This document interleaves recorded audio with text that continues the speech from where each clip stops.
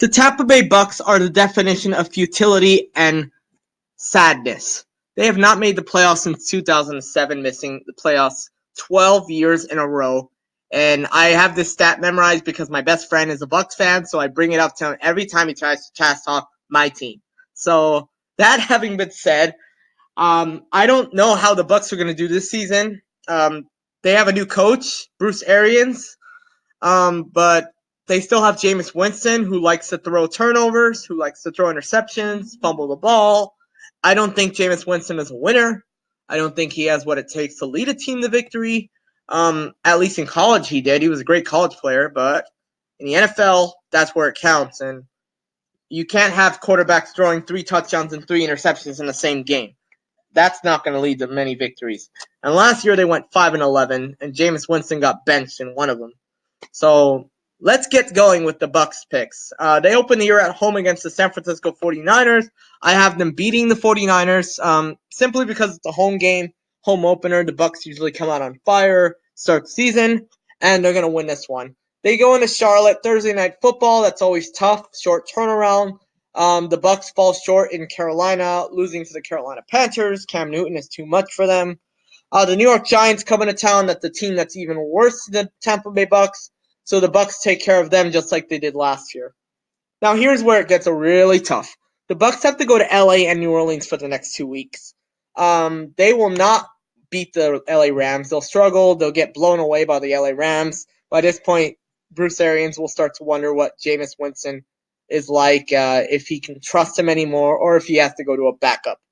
They'll be 2-2 by this point, but they'll find a way to overcome the New Orleans Saints, going to 3-2. So the Bucs will be 3-2 by this point. You know, it's not too shabby. Then they lose the London game to the Carolina Panthers, and the reason why I have them losing the London game is because on even footing, I believe the Carolina Panthers are a better team, not by a lot, mind you, but I think that they have a better skill set, better coaching overall. Maybe that might change this year with Bruce Arians, but you got to remember, just because Bruce Arians coached the Arizona Cardinals to a couple playoff appearances, they lost to Ron Rivera's Carolina Panthers in the NFC title game. So the Carolina Panthers certainly are a little bit better by that aspect. Bye week comes, Bucs are 3-3. I think this is the best time to have the bye week, recharge your batteries. But then it's the battle of the 2015 first 2 draft picks, Marcus Mariota and, of course, famous Jameis Winston. Just like their first matchup, Mariota wins this one. So the Bucs fall to 3-4. They have to go to Seattle. They have to play the Seahawks in Seattle. And while that's not as intimidating as it used to be, it's still not going to be great for the Bucs. They're going to fall to 3-5. Then they get a little bit of a break. The Arizona Cardinals come into town, and the Bucs are very superior to them talent-wise. So they're going to take care of the Cardinals. Arians beats his old team. The Bucs host the Saints, and probably the worst time to face them because the Saints get revenge on them. Michael Thomas, Alvin Kamara run wild on them. Week 12, they head into Atlanta. That's a game I believe the Bucs have the talent to win. I actually think the Bucs, if they put everything together, they can sweep the Falcons. But the Bucs never put everything together. So that having been said, they're going to lose the Atlanta Falcons on the road.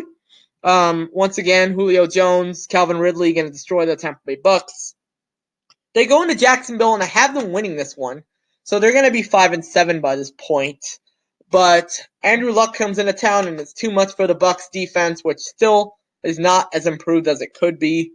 They go into Detroit. That's a game the Bucs could win, but I don't think they will win. They lose to fall to 5-9.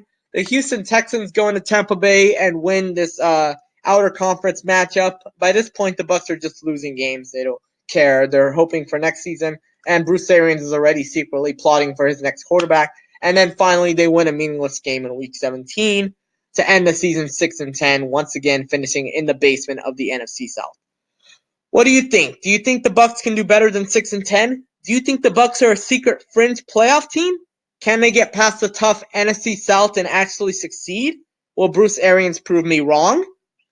Let me know in the comments. Like, share, and subscribe. Thank you for watching the video.